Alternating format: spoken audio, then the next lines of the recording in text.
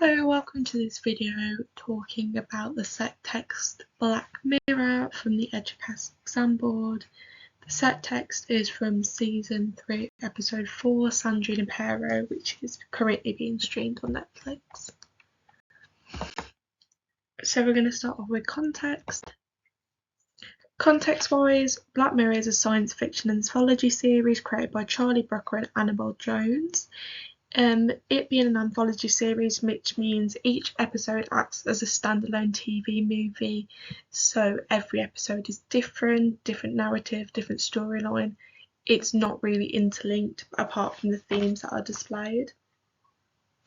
The first 2 seasons aired in the UK on Channel 4, however in 2016 it moved to Netflix and it has continued streaming there since and even had a spin-off movie called Bandersnatch. Black Mirror could be classified as speculative fiction or a dystopian sci-fi, where it has elements of exaggerating distorted dystopian society, and each episode conventions multiple dramas, often having hybrid dramas. The showrunner for all five series and the additional ones that have been made since or going to be made in the future is Charlie Brooker. He's a successful UK journalist and comedian who has written a range of TV shows such as Newswipe, and there's another one, but he's very, very popular in the UK. The main theme of Black Mirror is usually the unpleasant effects of technology on the human body and consciousness. However, it should be important to note that the first 2 series that were streamed and produced in the UK are dramatically bleaker and grittier. This could just be more appealing to a UK audience, whereas the ones now moving on to Netflix have a much lighter, more global tone. It's won many awards for it, such as Outstanding TV Movie, Outstanding Writing, Emmys, Best TV of the 2010s. Social and historically wise context. The same-sex romance reflects the change in social norm which was taking place in recent years. The romance has a happy ending, which is unconventional, as most TV and films regarding LGBTQ couples and characters often have a tragic finale or characters are being punished for their sexuality. However, this shows it almost oppositely and shows it in a much more lighter romantic tone. Economic context. After the first 2 seasons, Channel 4 cited budgetary restraints, therefore delaying the commissioning of the 3rd season. They searched for a co-production partner, led to a bidding war in the US, which included like Netflix, HBO, Paramount I think was on there as well. Netflix won and ended up producing episodes and ended up purchasing the show as a whole. Lucy Pike, the producer for Netflix, has even said the move to Netflix with Black Mirror would ensure bigger and better and more international than the first 2 series. And the first 2 series were obviously grittier and had more UK-based narratives. Media language-wise, we're going to talk about the episode now. I haven't got screenshots, but I might do a video of like walking through the subtext episode, but this is just generalised notes that you can just take away. There is the pink and purple colour palette, which is very Americanised, and having such coastal iconography such as the ocean, the red convertible car, sunsets, beach, feels very escapist. In the club, the colours surrounding Yorkie and Kelly are pinks, blues and oranges, purples, which are the colours of the lesbian and bisexual flag.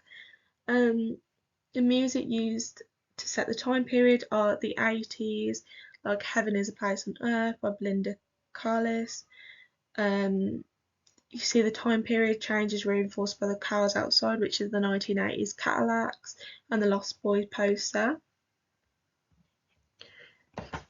We then have the diegetic music in the club, as well as the costume, hair and makeup are all very key signifiers of the 80s.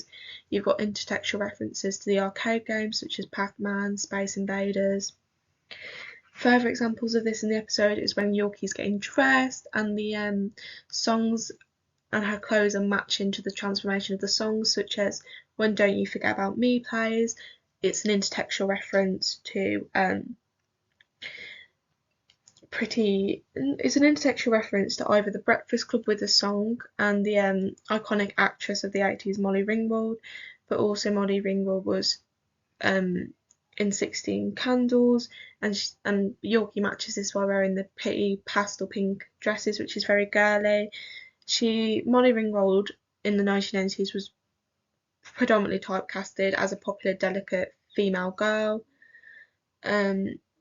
But also Alison Reynolds from The Breakfast Club went through a transformation of being quite grungy and emo, and then ended up being turned into a girly girl by the end of the film, wearing a frilly dress and a headband with the HC attachment, which is what Yorkie wears at this part.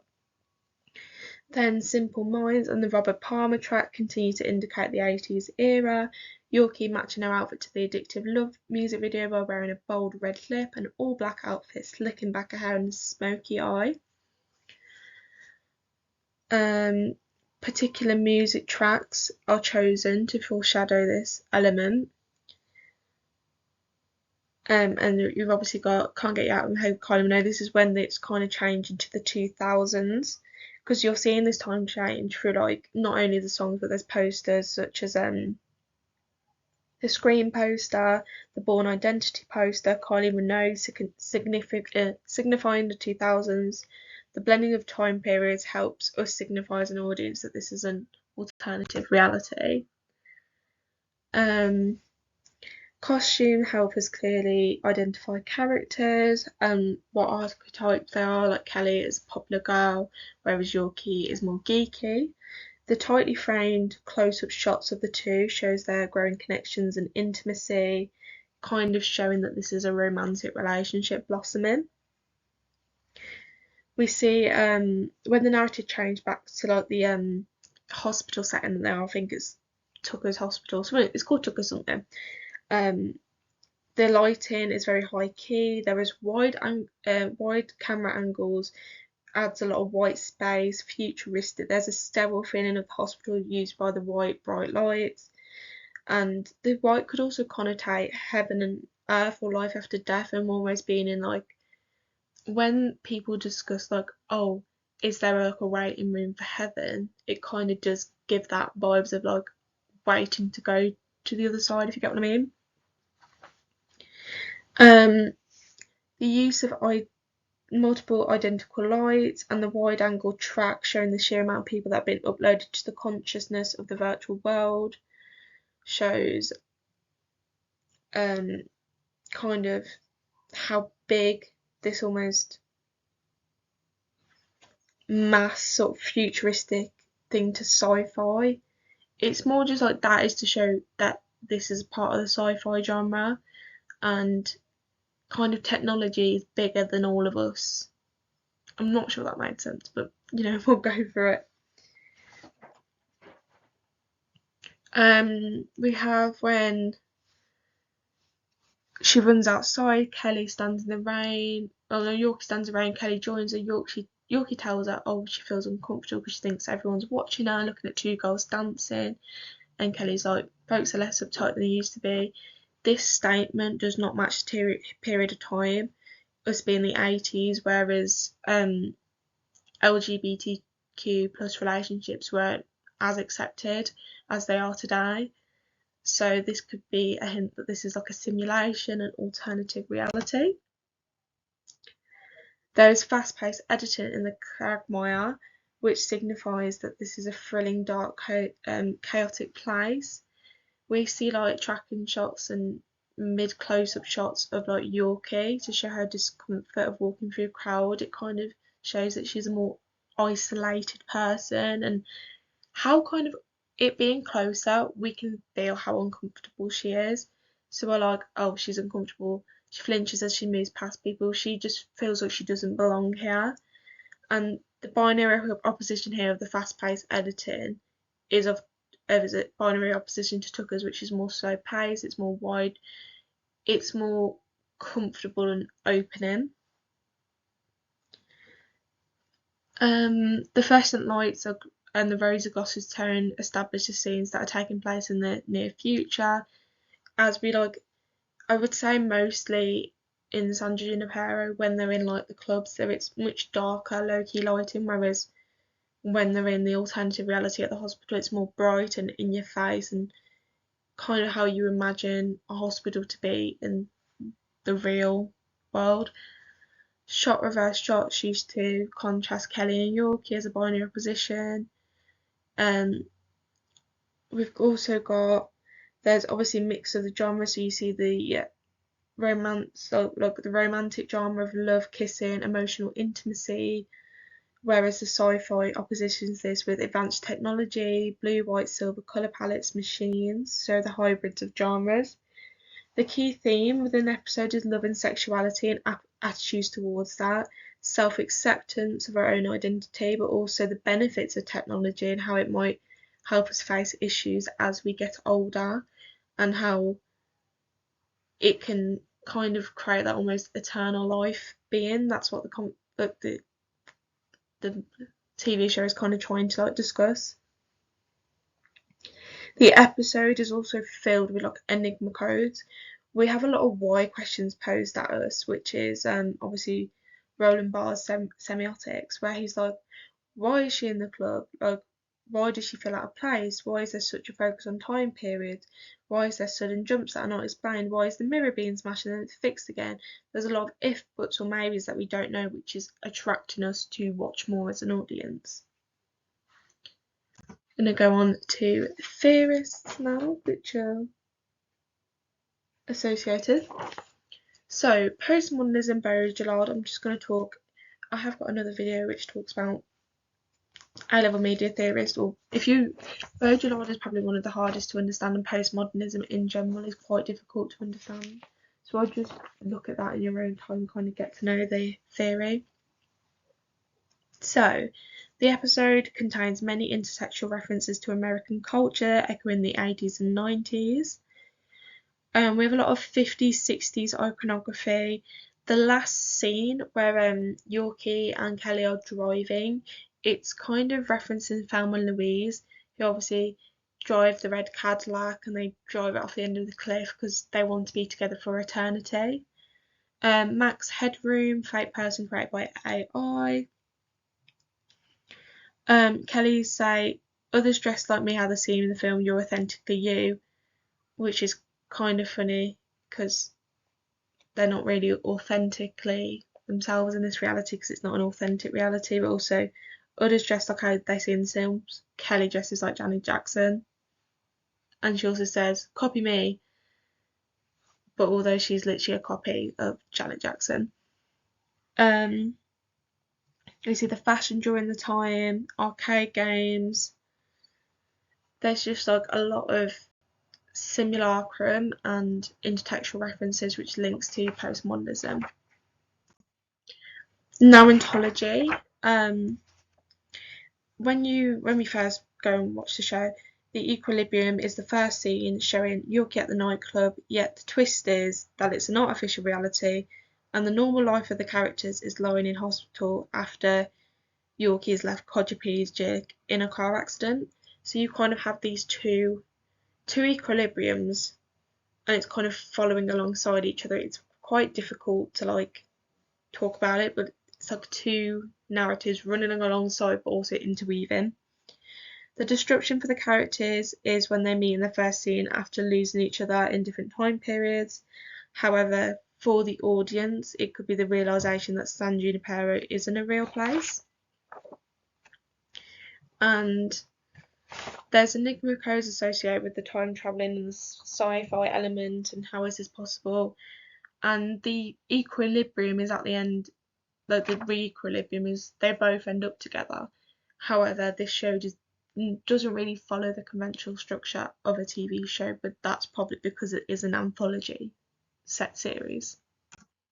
Structuralism, binary oppositions, Levi Strauss. The use of binary oppositions is to reinforce cultural values and beliefs about life and after death. However, like we see opposition between reality and virtual reality that suggests the physical world is somehow less desirable than the virtual world, and it kind of gives the idea that technology will also always be better than the natural world as it's what we can construct out of it. And it could be a goal that we want to create almost this virtual blissful reality. The opposition could also be between old and young, reinforcing negative stereotypes about aging and suggest being a youth is the only desirable state to be in. This could be saying that this contributes to the culture that it devalues older adults and their contribution to society. There's quite a few things you can talk about here. And then genre. Neil said dramas may be limited by familiar tropes, but they are also marked by different variation and change. Sci-fi and romance have recognisable array of conventions, from narrative ingredients such as advanced technology and virtual reality in sci-fi and the feel-good response of watching two characters fall in love, despite obstacles, is the romance. This makes it different, changing a variation of kind of romance and sci-fi that is essential to sustain a drama. San Junipero does this by introducing elements that could have been seen as nostalgic and while making a romantic same-sex love affair. Okay, representation. Yorkie, the use of wide camera angles and loosely flaming her shows her as isolated, lonely. When we first see her, she's not really speaking, she is silent, suggests maybe she is lonely, not as confident. We kind of see that she's this geek archetype character through her glasses and the fact that she is so isolated and nervous within social situations. Her order within a club of a Coke could show that she's quite naive compared to the ones around her, and the different outfits suggest that she's kind of trying to find out who she is. She's not exactly comfortable within her own skin, and she's trying to decide which version of herself to be, to kind of what makes her feel good. Whereas Kelly is represented as desirable and popular. Her outfits, her hair and makeup suggest she is glamorous and confident. They use a shot reverse shot to emphasise the binary opposition between Yorkie and Kelly. The mise-en-scène shows Kelly's personality. She is always propositioned with several people surrounding her, suggesting she has kind of this like attraction to her, that she is seen as attractive and she is popular. She is quite a people person. She also shows the type of person she is in her confidence wise. She tells why she's not interested in commitment and she doesn't do feelings. She suggests she's independent as a woman, and this challenges typical ideas about women within film and TV. And she also says she doesn't do feelings. She kind of takes on this masculine ideas, which a lot of men do in romance. They're like, oh, I don't do commitment with women and things, but she ends up developing deeper feelings for Yorkie at the end, which is quite typical of the romance genre. So we've got LGBTQ representation. Characters, particularly bisexual ones, are often underrepresented in the media, especially in romantic genres. The lesbian relationship isn't sexually exploited here. It's shown with kind of a sweet, loving angle to it, and it's not seen as something that's like to be sexualized as it commonly is in the media. The use of colour palettes often has a lot of references to the bisexual flag and the lesbian flag. Within media, stereotypically, bisexual people are represented as promiscuous and non-monogamous. However, in the episode of San Junipero, they are shown in a romantic way with the same complexities we see in a heterosexual relationship within media. Sexuality. Bisexuality is represented as taboo in the way that Yorkie is feeling uncomfortable with her sexuality to begin with, and she says everyone's looking, suggesting some people might feel a bit uncomfortable about being out with their sexuality and kind of have this fear of being ridiculed and discriminated within society, kind of showing that San Junipero is this perfect society as nobody ridicules you for this. And maybe this could be an indicator that this is how society should be. Diversity. The interracial relationship reflects the timeless nature of the virtual world, as well as the ultra-modern reality we are seeing in TV. And this might have been, they might have done this to also diversify audiences, as I'm pretty sure in the first ones that were presented on Channel 4, they weren't very ethnically diverse, so obviously reaching more global audiences, they're trying to diversify the casting as well. Age. Age is fairly stereotypical in the representation, as when they're younger, the characters are full of energy and enthusiasm. They are seen as kind of, you want to be youthful, you want to have this fun that younger people have, whereas older characters are seen in binary opposition, as they are dependent, tired of life, usually in poor health.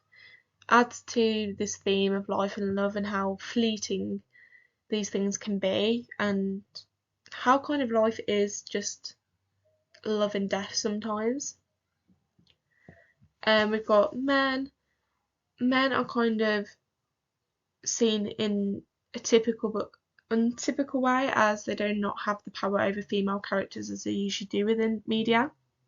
As in this one, men are shown as far less important in this narrative, and this could be to target female audiences. We also see Wes regularly harassing Kelly reflects the issues of toxic masculinity and the way women are often subjected to unwanted attention. Women, we have kind of two conventions of women here. They're one side where they're shown as emotional, caring, romantic, nurturing, which is fairly conventional of gender representations.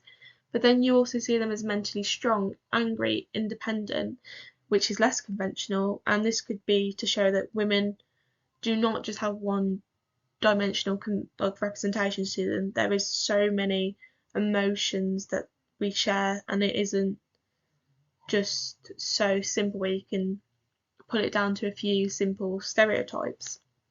It's a female-led centric episode, which in comparison to many other episodes, they were highly male focused with male leads, and it could be argued that the episode being almost a romance one could say that it's suggesting that women's lives centre around finding love, even in alternate realities.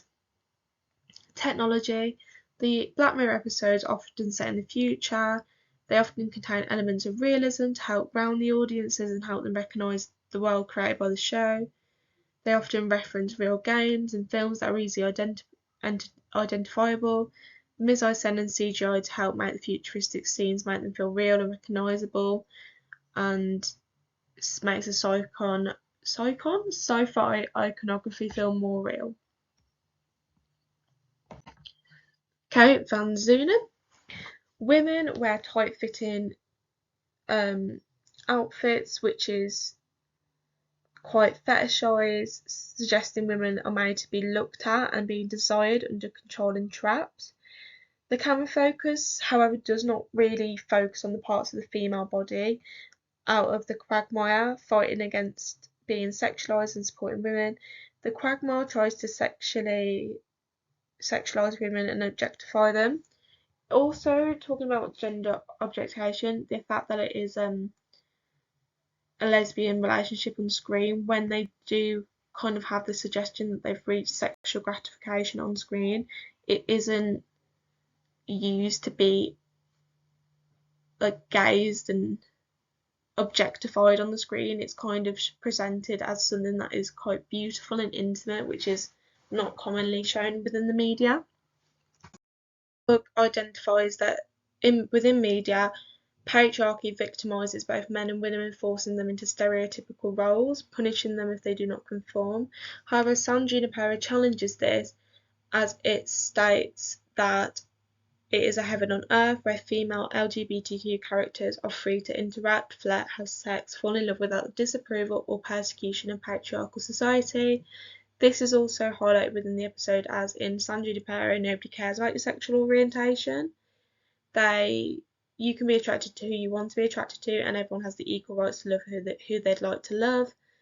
Men are always wanting and clinging to women and wanting their approval and attention.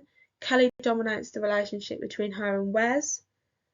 The role of men are made redundant by the role of women, kind of showing this challenging bell hooks ideas of patriarchy within media. Conley asserts that audience actively borrow from media text to help construct their identity. Black Mirror departs from this as each episode is self-contained, usually focused on one or two main characters. San Junipero has been widely acclaimed by critics and by the LGBTQ community for showing a healthy, optimistic portrayal of a same-sex relationship on screen, which has resulted in a very positive effect on sexual identity. Kelly's shift from a heterosexual marriage and motherhood to an LGBTQ relationship with Yorkie also suggests a fluid nature in sexuality. Paul's theories of representation is just defining people to a few simple characteristics, and that representations usually define this. So Davis and Yorkie, nerdy, cool, rebellious, shy, introverted, insecure, loners even. Wes is stereotypically demonstrated as somebody who wants to have sexual fun with women, but also challenges as he wants to have an emotionally intimate relationship with Kelly. He's cool, trendy, expressive about what he wants from women. Greg, a stereotypical gentleman who expresses this by trying to help Yorkie live freely in San Junipero, despite marriage being a prominent commitment, and does it anyway. Davis represents the stereotypical nerd, struggles to fit in, the odd one out. There's a few examples of this. There's gender performativity asserts gender is not fixed, but rather a fluid social construct, and this is often suggests people perform gender roles in ritualistic fashions. It's interesting, though, that in San Junipero, where everything is possible in the virtual environment, both characters choose to remain female and kind of do female and feminine rituals. Yorkie supports Butler's claim. Different types of women that Yorkie tries to explore to find herself, tries to act out different versions of being feminine through her clothes and the music in the background. At the end, though, Yorkie chooses to become herself, and the fact that she doesn't need to be defined by others' versions of what femininity is, and rejects the performative nature of gender. Harvey and Kelly also support Butler's claim, as Kelly goes against the feminine expectation of loving a man and embracing loving all people and all genders. Very performative, as she knows female dance moves, fashion flares, while being an assertive female. Harvey, his posture, spreading out his body, almost man-spreading while talking to Kelly, is very assertive and empowering. He's approaching Kelly and dominates their conversation. His opinion is always overriding Kelly, and she doesn't really get a chance to speak or talk. And this is very stereotypically masculine.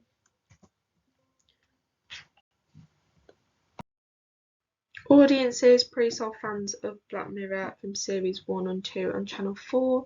These audiences would be primarily UK based due to it being shown on Channel 4. Pre-sold audiences of Charlie Brooker would know him from his other shows, being a comedy writer, journalist, broadcaster, and if they already enjoy kind of his cynical and emotional content, they would watch Black Mirror on Netflix. Fans of sci-fi and dystopian narratives, Black Mirror would appeal to them, as it kind of, these viewers would share this curiosity and the suspicion of technology. Starred names, a lot of the episodes within Black Mirror do have quite a lot of star appeal, and this would appeal to audiences through, like, if they enjoy the actor, they'll just watch the show naturally and almost get hooked and watch the series. In San Junipero, the actors aren't too recognisable when the episode first premiered. However, Yorkie's actress has gained more acting credits as the show has obviously continued. And fandoms who recognise them might return to the episode. And as well, the actress who played Kelly is a quite well-known British actress starring in Belle, which would have appealed to British audiences who thought the show maybe was becoming too Americanised. The LGBTQ plus community would find it hopeful and fulfilling that the ending was so appealing in the media and doesn't focus on kind of the tragedy which is often shown with LGBTQ relationships within the media, so it's a positive representation. The global reach of Netflix might attract new audiences as they will display it on their homepage, like what is trending currently, what's been recently added.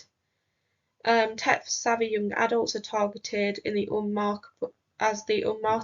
unmarketables who avoid ads because they are smart. They have an elitist ideology who have escaped the control of technology, and by kind of getting them and marketing to them and showing, oh, we're just as smart as you are, will attract to them. Fans of intertextual references.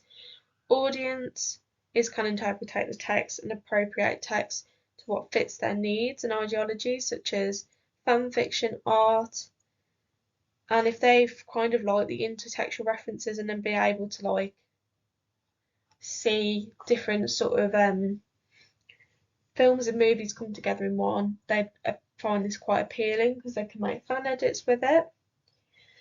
San Junipero also has a passionate fan group. There is a regular post on Twitter for them, on other social media platforms, even years after it was released. There was spin-off episode in Poland and South America that were written and directed by YouTubers who were prosumers, fans that created their own professional standard versions of the show and themes and distributed on each of the creator platforms. However, this was still commissioned by Netflix, intending to market the series. Jenkins' fandom asserts kind of the deeply personal and creative relationship with media products. Audience like to be more active and like to kind of put their stamp on media products nowadays. San Junipero has created a passionate fan group, especially among the LGBTQ plus community. There are regular posts from fans on Twitter, even years after it was released. They've created fan art and femme/fiction that honours the characters and extends their love story beyond the original narrative, and kind of also merges them with different historical settings and interacting with other LGBTQ characters from other films and TV shows. It's also mentioned the spin-off episodes again in the webisodes. That kind of adds it, as people who were audience members have now become prosumers as they have put their kind of stamp onto the Netflix show. Here's just some examples of the fan art. They're very beautiful, very creative. Hall's reception theory, the hegemonic reading, which is the preferred. Audience would appreciate the positive representation of two female LGBTQ characters. Audience may find it pleasurable by rewatching the episode and understanding the humantic code of the dramatic irony hinting in the dialogue through characters. I'm red lighting you, certain music like I'm living in a box. Negotiated reading, although audiences will appreciate the LGBTQ plus relationship in San Junipero, they may not feel like it is reflected across the whole series. Oppositional, audience may not feel Charlie Brooker has represented the LGBTQ relationship due to virtue signalling. Older and conservative audience or anti-LGBTQ audiences may be against the episode. Use Bloomer and Gat's uses and gratifications theory as stating that audience acts to select media products that fulfill particular needs and pleasures. I've obviously got a few of them down there: personal identity, information, entertainment, social interaction, how audiences kind of align their values with the show and get what they want out of the show. His end of audiences, kind of he states that audience can actively speak out to the media. As Black Mirror has their own wiki page and social media sites, fans can openly talk about their own opinions on the episode as well as interact with the characters, and some fans even dress up in cosplay as Joaquin Kelly, but also can discuss how they think the storyline kind of ended after the TV show, like when the episode cuts, what happened after, and they can kind of explore and talk about it from there. Industry. Brooker is the creator of Black Mirror alongside producer Annabelle Jones, and the first two seasons were produced by Zeppatron for Channel 4. Brooker was inspired by the intimate relationships people were developing with digital technology. He wanted to explore these relationships and what it might mean for individuals and society. When it transitioned to the UK to US, there were multiple tone changes. When it was set in the UK, it was grittier, darker, more controversial. If any of you have seen the first episode of the series, you'll know what I mean. Whereas the US ones have made an acknowledgement of the positives of technology while still having that grittier aspect. The main overarching theme of Black Mirror is often unpleasant. However, San Junipero is the outliner, and it's ultimately showing the positive use of technology and has a less pessimistic tone. Brooker's production company Zeppatron produced the first two series, and it was co-founded in the 2000s. It's a very small team, and it works with their distribution company Endemol Shine. Channel 4, it was initially co-produced as Channel 4, but due to budgetary constraints and lack of creative freedom, they opted to work with Netflix, as Netflix could offer them this bigger budget and give them full creative control of the series. And each episode has a separate budget, and because it's an anthology series, each episode needs a new set, a new cast, a new team, probably not maybe a crew, but like certain teams to kind of get the episodes on its feet. Netflix, it was obviously they bought it for, I don't know how much they bought it for. I'm guessing it probably was a lot of money though, and they had the aim of making it more global and showing it would be bigger and better than the first two seasons. Netflix is obviously a major conglomerate within the industry, investing billions of dollars into the production and development of TV shows. Netflix is also subscription based, so it continues investments by keeping millions of people paying monthly plans. And there's Netflix apps. They've got not apps like games, and Netflix like merchandise you can purchase, which is obviously another source of income. Technological changes. Black Mirror has extended its audience beyond the UK, going into many different territories. Obviously, with the webisodes being produced in Poland and South America are showing this, and it shows that it's reaching a more global audience. The set episode was series 3 was 6 episodes long, and it was obviously dropped all simultaneously at once, which is a growing trend of streaming and binge watching for Netflix. There was obviously the standalone interactive movie Bandersnatch, which if you've never watched, you should, because it's very, very interesting. The set episode had a high budget, which allowed it to be filmed in several global locations, including South Africa. They were able to cast American actors and use visual effects such as CGI, and could afford the licensing to many songs from different periods. The series gained a reputation for dark and controversial plots. San Junipero was the first one written for Netflix and has a very different tone from previous episodes, with a focus on the more Americanized aesthetic. However, Brooker didn't want to alienate existing fans who preferred the grittierness of the first series that was produced in Britain, and tried not to Americanise the whole series overall. Marketing wise, it was released in a range of teaser trailers using a clip from Friends, where Ross mentions San Junipero at one point, and it was also promoted on Netflix by saying suggested content, top trending, because whenever a new episode or a new series comes out of it, it's usually on the top trending banner on Netflix. It was also promoted via a board game called Nosedive, which is a different episode but within the same series. An online interactive game was also launched on a website called Eduqas, which is obviously the club named in San Junipero. The soundtrack was available to purchase. Brooker created a Spotify playlist for the set episode. There's a book called Inside Black Mirror, which you can kind of find out every detailing of the episode. There was a Thorpe Park. In Thorpe Park, there was a maze called the Labyrinth, which was a Black Mirror one that was there to interest younger audiences or anyone who kind of wanted to see like the excitement of a maze. Like we don't really have. I don't think there's a lot of places with a maze, but this was meant to like attract younger audiences who like kind of the adventures of who might be quite adventurous, I guess. Netflix cross-promoted Orange is the New Black with Black Mirror in a viral mashup parody because those who kind of like the grittiness and the emotional comedic drama of Orange is the New Black would probably like Black Mirror. In the headquarters in Amsterdam, Netflix is obviously headquarters are Amsterdam, so they are not regulated by Ofcom, which is the UK regulation. Therefore, can get away with more graphic and controversial content. Hesman key ideas that radical potential of the internet has been limited and dominated by large cultural industries.